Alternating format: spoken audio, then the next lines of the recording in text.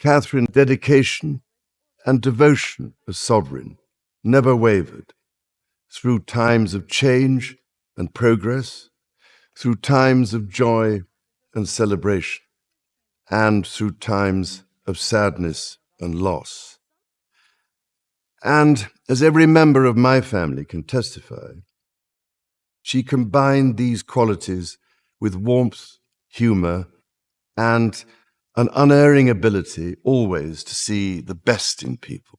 Something truly extraordinary unfolded at the latest royal conference, a moment so profound it left both King Charles and Prince William visibly moved, their eyes shimmering with unshed tears. Royal insiders haven't stopped buzzing about the announcement, one that placed none other than Catherine, Princess of Wales, at the very heart of the monarchy's future. But this wasn't about ceremonial honors or traditional duties. It was about a shared vision, a united family, and a bold promise of transformation. What exactly did King Charles say about Catherine that stirred such raw emotion? And why did William's pledge beside his wife feel like a defining chapter for the future of the crown?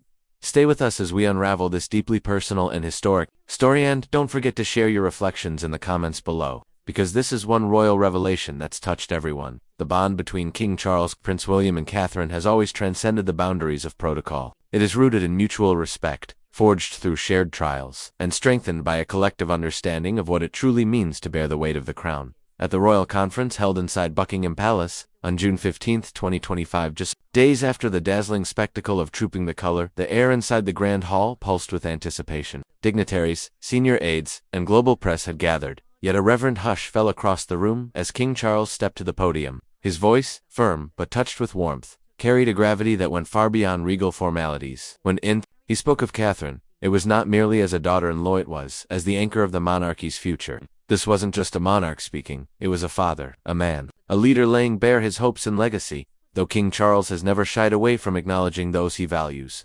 The words he chose for Catherine at that moment transcended customary praise. Catherine has shown us what it means to serve grace, with resilience, and with vision, he said, his voice catching with emotion. He detailed her tireless efforts in early childhood development, her compassionate leadership in mental health awareness, and the quiet yet unyielding courage she demonstrated through her personal battle with cancer, now in remission. As of January 2025, the room seemed suspended in breath as he described her as a beacon for the crown, a woman seamlessly blending tradition with a fresh, modern purpose. But the weight of this moment wasn't just in the accolades, it was in the vulnerability. Speaking as someone who himself has battled recent health challenges, Charles offered a rare glimpse into his inner world. "We are a family first and foremost," he said softly, casting a meaningful look toward William. The moment felt less like a speech and more like a passing of the torch. Insiders revealed Charles had spent weeks crafting these remarks, drawing from personal conversations with Catherine, discussions that painted a clear and determined vision for the monarchy's future. This wasn't performative, it was transformational. It marked a strategic, heartfelt pivot in royal philosophy, placing Catherine at the very heart of a changing institution. This was about more than praise, it was about legacy, about resilience, about preparing the monarchy to not only survive but to lead with compassion, relevance, and integrity. Then came the pivotal moment. Charles laid out a sweeping plan for the monarchy's next chapter, one shaped by Catherine's influence. A blueprint for a leaner, more focused royal structure, fewer working royals, greater emphasis on issues that resonate with younger generations. Causes like mental health, environmental stewardship, and family well-being would take center stage, with Catherine guiding the charge. For Charles, this was more than a shift in policy, it was a deeply personal act of faith. In Catherine, he sees the bridge between his generation and the next. If King Charles laid the foundation, then Prince William delivered the emotional crescendo. As he stepped forward, the Prince of Wales embodied the weight and nobility of his future role, but it wasn't his posture that left the room breathless, it was his vulnerability. "My wife Catherine has always been my partner in this journey," he began, his voice thick with unspoken emotion. "Together, we will carry forward my father's vision, not simply as a duty, but as a promise, to our children, and to the world." Applause thundered through the room, but for those closest to William, it wasn't the words, it was the tremble in his voice, the emotion in his eyes, that told the deeper truth. This was a man touched by the strength of his wife, the faith of his father, and the sheer weight of the road ahead. William's vow wasn't symbolic, it was grounded in real commitment. He outlined specific roles and responsibilities he and Catherine would now take on, ushering in a new era of focused leadership and modern relevance. From championing global environmental efforts like the Earthshot Prize to expanding Catherine's Royal Foundation Center for Early Childhood, William spoke of their united commitment to listening, truly listening to the people. It was a pointed nod to Catherine's rare ability to connect with everyday Britons through her quiet warmth, empathy, and authenticity. Royal watchers noted a subtle but powerful shift in William's tone, less formal, more heartfelt. In that moment, he wasn't just the Prince of Wales. He was a husband, a father, a man deeply inspired by the woman at his side. What made this moment land with such weight wasn't just what he said, but when he said it. Just days earlier, Catherine had made her radiant return to public life at Trooping the Colour, standing proudly beside Charles and William on the Buckingham Palace balcony. Her presence, luminous and composed, despite her recent health struggles, radiated quiet strength. It was a symbol not only of her resilience, but of continuity. William referenced this with clear emotion. Catherine's courage has inspired us all. She doesn't just fulfill royal duties, she lifts us up. The tears that shimmered in his eyes weren't staged. They were the genuine response of a man who's witnessed the sacrifices behind the royal spotlight. Though the conference centered on the voices of Charles and William, Catherine's presence ran like a golden thread through every word spoken. She did not speak herself, a deliberate choice. Insiders say Catherine understands where her power lies, not in sound bites, but in action. According to one palace source, her steady hand behind the scenes guiding strategy, mentoring younger royals, and maintaining family harmony has become the very backbone of the monarchy's modern evolution. This isn't about grand proclamations, it's about deliberate, consistent steps taken in quiet strength. Her approach to motherhood is emblematic of this ethos. Catherine has always worked to raise Prince George, Princess Charlotte, and Prince Louis with a sense of grounded normalcy, even while living under the relentless scrutiny of royal life. At the conference, King Charles himself acknowledged this, noting that Catherine's commitment to her family reflects his own deepest hopes, that the monarchy feels human, relatable, and connected. Her hands-on parenting, school runs, gentle whispers to reassure during public events has not only shaped her children's lives, but reshaped how the public views the royal family. She is the mother brushing Charlotte's hair courtside at Wimbledon, the wife exchanging a knowing glance with William in the thick of crisis. These moments may seem small, but they are precisely what make her real.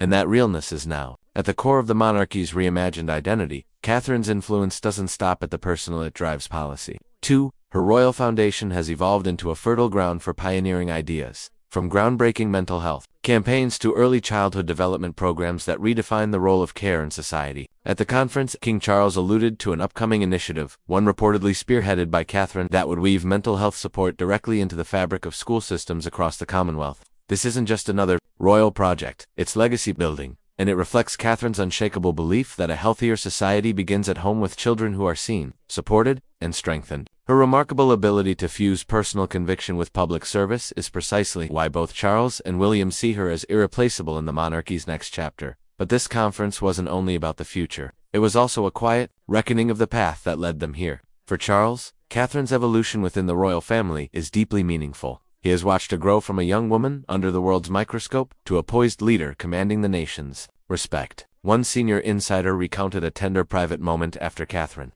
publicly shared her cancer diagnosis in March 2024. Charles visited her at Kensington Palace, and the source said he was visibly moved by her grace and grit. It reminded him of his own mother's unshakable fortitude. That bond, forged through shared hardships, was palpable during the conference. Every word of Charles's tribute carried the weight of a father's pride. For William, those milestones are even more intimate. He has lived each one by her side through public judgment, personal pain, and the relentless demands of duty. And yet Catherine has remained his constant, his compass. At the conference, William recounted a moment from Trooping the Colour just days before. When Catherine stood strong beside them, despite the lingering toll of her recovery, she was there, he said, his voice breaking, not just out of obligation, but out of love, for us.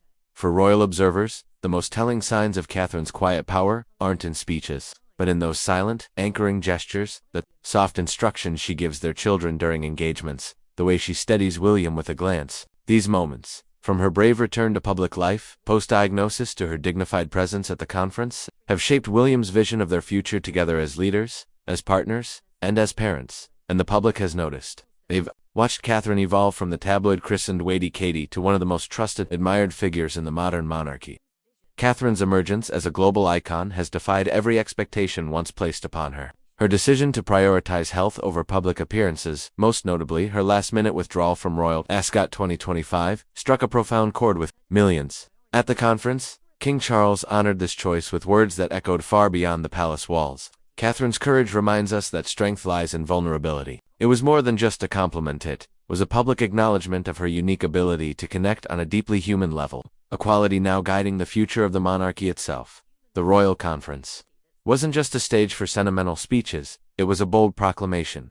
The monarchy is shifting. King Charles's announcement of a streamlined royal institution, fewer working royals, sharper focus on meaningful causes marked nothing short of a seismic transformation. At the core of this new vision stand Catherine and William, tasked with bridging the ancient weight of tradition with the urgent pulse of a modern, evolving world. Insiders say Catherine is the quiet force shaping this change. Her philosophy of soft power, redefining how royalty engages with the public. Rather than command, she inspires. Rather than reign, she connects. This philosophy has become the blueprint for a monarchy that is leaner, more agile and, profoundly more relatable. But executing this transition is no ceremonial gesture, is a reinvention of centuries of tradition. The idea of a slimmed-down monarchy, first hinted at during Charles's coronation in 2023, is now unfolding with clarity.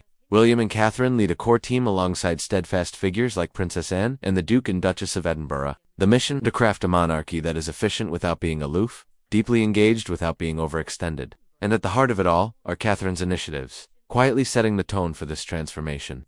Her Royal Foundation, Center for Early Childhood, is now poised to expand across the Commonwealth by 2027, an ambitious effort, rooted in her unwavering belief that strong societies begin with strong families. Charles, recognizing the impact of her vision, described Catherine's work as a legacy that will outlive us all. Still, the path forward is layered with challenges. Critics question whether a smaller royal roster can uphold the monarchy's global visibility. Posts on X and other platforms reflect a divided public.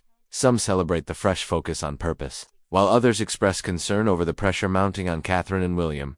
Yet the couple seems undeterred. The Earth's Prize now in its 5th year continues to gather momentum, with Catherine playing a strategic and visible role in its outreach. Together, they are developing a new initiative focused on climate resilience, set to launch in 2026, a union of their shared passion for sustainability and global well-being. But Catherine's power goes beyond policy. It lives in the way she moves through the world. Her tender interactions with cancer patients during her remission announcement in January 2025 left an indelible mark. In that moment, she wasn't just a duchess or a princess, she was a listener, a woman whose presence made others feel seen.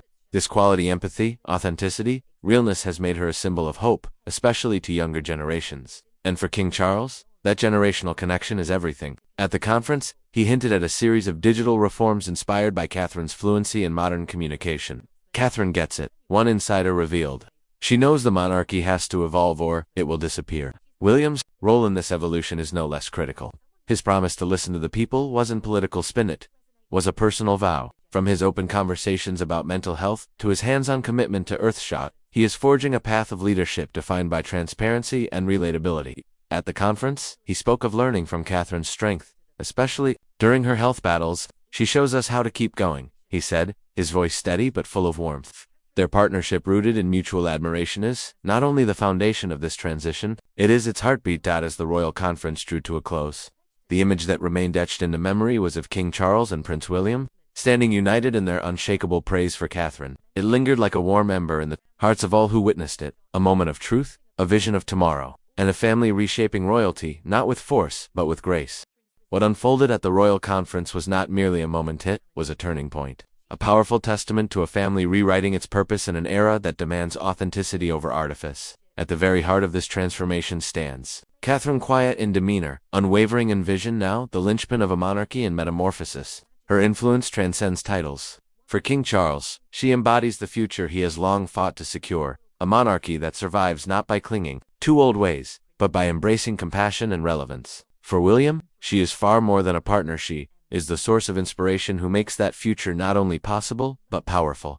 Their tears, barely restrained, said more than any speech. This was a family bound not only by blood and duty, by love, loss, resilience, and a shared dream. What made this moment extraordinary was its breathtaking blend of grandeur and humanity. Charles's emotion wasn't stirred by ceremony, it was stirred by journey. The road they've walked together through illness, scrutiny, and the suffocating weight of legacy. His words, calling Catherine a beacon of hope, echoed the spirit of his late mother, Queen Elizabeth II, whose life was defined by quiet service, but in Charles's voice was a deeply personal reverence.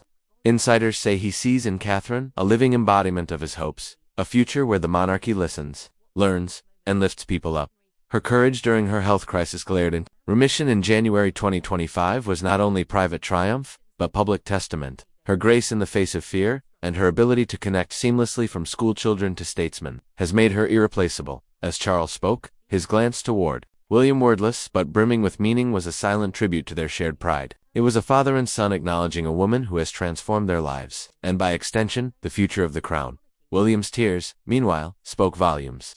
They were not just the tears of a prince, they were the tears of a husband, who's seen the battles few ever do. He's watched Catherine weather the firestorms of media intrusion, the quiet ache of illness, and the relentless cadence of duty. Her radiant return to the Buckingham Palace balcony trooping the color 2025 wasn't just symbolic, it was triumphant, and in his speech at the conference, William's voice cracked as he declared, "Catherine doesn't just carry us forward, she lights the way." It wasn't a metaphor, it was the truth. And that light Catherine's lighties felt most deeply in the quiet moments, the way she gently calms their children at engagements, or attentively listens to young mothers during her early childhood advocacy. These aren't just gestures.